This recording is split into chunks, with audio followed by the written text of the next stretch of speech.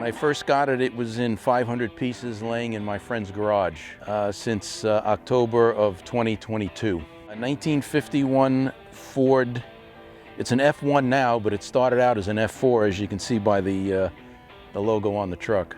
This is the first restoration I've ever done. I've worked on cars all my life with my brother and my father, but this is the first frame-off restoration I've ever done. The whole thing was laying on the ground.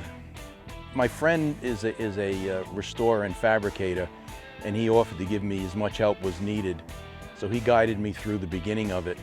And again, without him, it would have been a challenge. But my son-in-law was instrumental also. He's got a fully equipped shop in Winter Garden.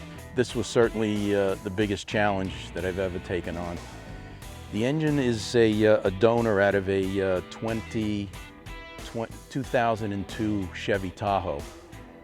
That my friend had purchased along with some other stuff, and he put the motor and the suspension together. The transmission is the original transmission made it to the engine. It's a 4L60E, and it came out of the Tahoe. All the gauges are actually from Dakota Digital. They're all electronic and surprisingly easy to install. The dash, the whole assembly is the original truck. The only thing new is the 2 gauge inserts. I was pleasantly surprised that every screw, nut, and bolt for this truck is available online. You can buy essentially the whole thing. So the mirrors are new, the hood ornament, obviously the gauges. The bed kit came with the bed, the fenders.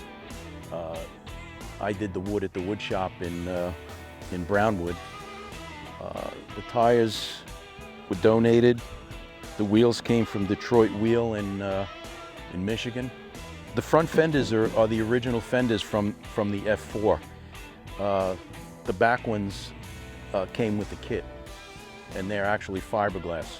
A lot of people like the truck. It's flashy. It's a little embarrassing at times, but I like the way it looks from the back, actually, believe it or not. It looks pretty sharp in the back, but overall, I always liked the 50s trucks because they were rounded. They didn't have a lot of sharp edges and whatnot, and you can't get much more rounded than this thing. It runs great. The engine and the transmission is pretty solid. The ride on it is a bit firm. There's not a lot of give in the suspension, so it's a little like a go-kart, but I don't go very fast, and it's easy to control. I plan on keeping it as long as it runs good. My expectation was if it performed well and it didn't give me a lot of problems, I would keep it, and so far it's been great.